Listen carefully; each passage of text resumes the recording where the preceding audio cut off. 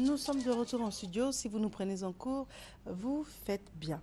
Sachez que nous recevons donc Monsieur Mimi Erol, qui est, qui est un médiateur d'art et un critique d'art également. Et nous avons choisi aujourd'hui de parler de l'art en Côte d'Ivoire. Monsieur, bonjour. Bonjour, madame. En tout cas, merci d'avoir accepté notre invitation. Nous avons un plateau riche d'inspiration, Absolument. riche d'art. Absolument. Alors, si vous deviez caricaturer le style que nous avons sur le plateau, qu'est-ce que vous diriez? Indépendamment du style, c'est, comme on dit, connais-toi toi-même, quoi. Et que l'art, c'est le reflet de ce que nous sommes. Donc, un peu, quand on voit ce plateau, on voit un peu toutes les différentes étapes que passe la Côte d'Ivoire, de l'art traditionnel à l'art moderne, avec tout ce que ça comporte comme pensée, comme substrat culturel, comme réflexion, comme façon de voir, quoi, et de concevoir son esthétique, le sens même de la beauté. D'accord. Alors, l'art traditionnel, qu'est-ce que ça veut dire? L'art traditionnel. Bon, aujourd'hui on appelle l'art traditionnel l'art qu'on avait avant la colonisation, dans l'ère précoloniale. Bon, qui en fait n'a pas encore disparu, hein. Vous avez vu tout de suite, là, c'est encore vivant. Quoique notre réflexion, un peu la jeunesse, n'est pas forcément au fait de ce qui se passe, mais c'est très important puisque ça nous conditionne un peu. Ça nous conditionne un peu, ça voit déjà, ça nous montre déjà comment nous sommes passés à une réflexion, parce que nous, cette façon de voir cet art qu'on voit, la moderne, là, aujourd'hui, de se mettre en face d'un masque et de le regarder accroché à un mur, n'est pas notre façon de voir le masque. Notre façon de voir le masque, il est dansant. Et donc, il y a une division qu'on fait par rapport un peu au fait de la colonisation, où on analyse, alors que généralement l'Africain, lui, synthétise. Donc, quand un masque sort, il y a la sculpture, il y a la peinture, il y a la danse, il y a la poésie, il y a le costume, il y a tout un ensemble d'éléments qui se mettent en action. Et donc, il faut percevoir, mais le colon va vous dire, attendez, il va prendre votre masque, il va l'étudier, il va étudier votre pas de danse. Donc, on rentre dans une situation, dans une société analytique, alors que nous, on est synthétique. Donc, mais pour en arriver là, on a commencé par notre art traditionnel, en passant par l'art intermédiaire avec ces têtes que je vois, les têtes combes, qui sont faites par des sculpteurs traditionnels, en passant par le colon. Et aujourd'hui, on est complètement dans l'art moderne, notre façon de concevoir les choses, quoi. Alors, pour vous parler franchement, en venant dans le studio, j'ai eu un sentiment assez particulier, parce que justement, vous parliez de tradition, et on a souvent entendu dire, et quand c'est comme ça, on respecte la tradition.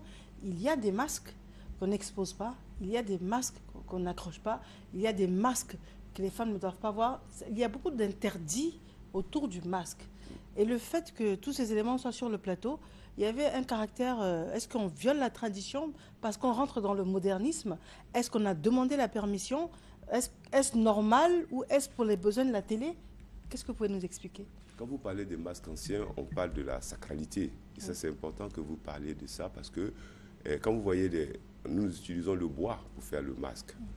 Et ça, c'est une spécificité de l'Africain. Je pense que nous, on doit vraiment regarder cette façon de faire. Vous avez du bois, ils sont souvent attaqués par les termites, ils sont vieillissants. Et on vous dit qu'on a désacralisé un masque et on a resacralisé un nouveau masque.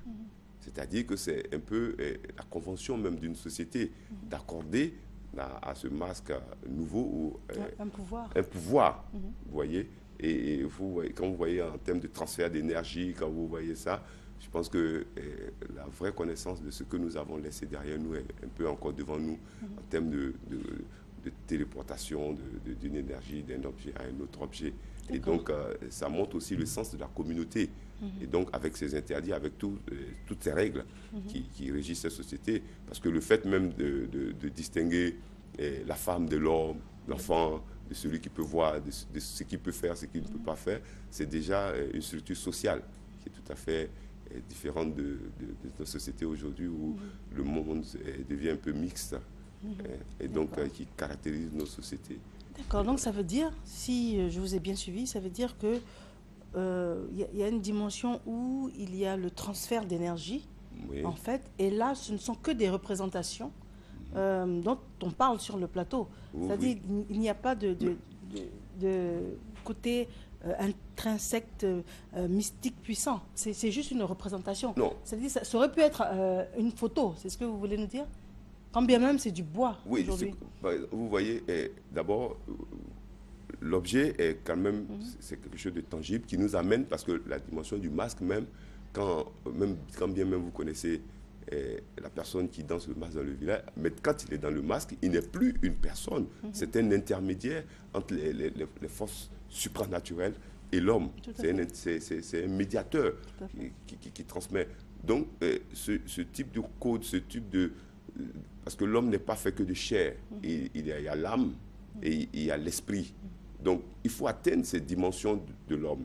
Et la manière de les atteindre est tout à fait différente quand vous parlez à la chair, ou quand vous parlez à l'âme, ou quand vous parlez à l'esprit.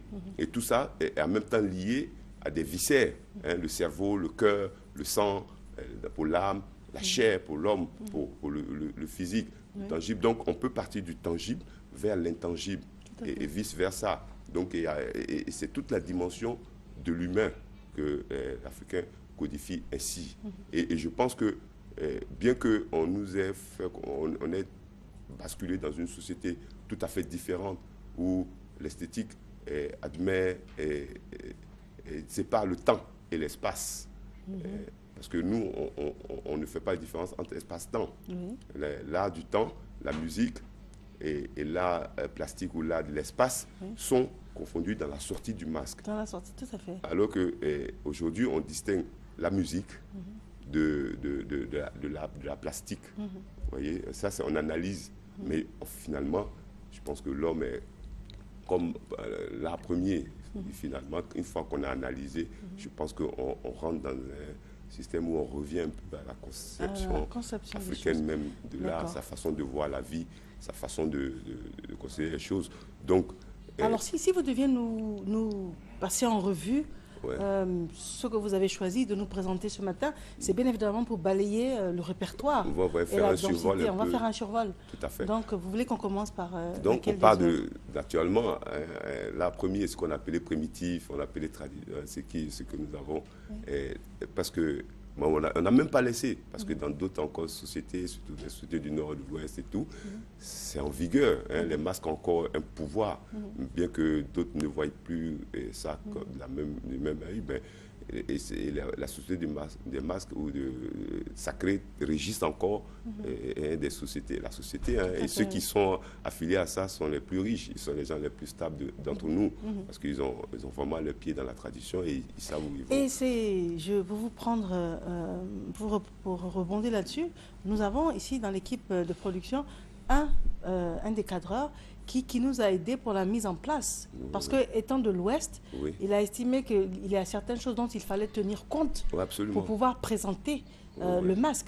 Et au début, je le regardais et je souriais en me disant « Oh, il exagère ». Mais c'était tellement sincère, en fait, qu'on a réalisé que c'est la culture. Et le fait qu'il soit moderne derrière une caméra, il a les pieds dans la tradition. Et il y a certaines choses qui ne peuvent pas se faire devant lui. D'autant plus que ce sont des masques de sa région, dont il connaît l'histoire, l'impact, le pouvoir. Et honnêtement, après, je me suis trouvée ridicule. En souriant, je lui ai dit non, au contraire, tu devrais apprendre de ce monsieur et réaliser que ce ne sont pas des objets... il y a une histoire, il y a une manière de vivre la chose. Absolument. Et c'est là où j'ai pris toute la dimension à quel point c'était important. Toutes les sociétés ont leur codification. Si vous voulez, on parlera de tabou, totem, interdit, etc. Mais bon, même aujourd'hui, si je veux regarder ce tableau, je vais prendre un peu de recul. Je ne vais pas mettre le nez dans le tableau. Je vais prendre du recul pour mieux appréhender. Ne serait-ce qu'une attitude que je vais adapter précise va m'amener à bien apprécier ça. Et donc, il faut respecter soi-même ces règles. Sur vous, d'abord, si vous imposez une façon de vivre, vous êtes la première à ne pas enfreindre à cet interdit. Donc, l'interdit peut être de tout genre, de toutes sortes. Mais je pense que le respect veut qu'on respecte l'autre et qu'on le prenne tel que. Et je pense que s'il le fait, c'est parce qu'il a ouï dire qu'il ne faut pas, souvent il y a des gens qui tentent des choses, mais on ne sait jamais la vie, donc il faut mieux respecter. Et quand on respecte les règles qu'on nous-mêmes nous sommes donnés, je pense que c'est une société harmonieuse. Harmonieuse, qui tout à fait. s'ensuit, Alors quoi. décrivez-nous Ouais. le choix des différents éléments. Donc on que part, nous si employons. on part de cette société traditionnelle, Non, qui sont là. Donc je vois déjà le goli là. Alors, oui. Et à propos de ces masques anciens, je vais vous dire, ils sont conservés dans les plus grands musées du monde. Et pour vous dire, peut-être les Mois ou les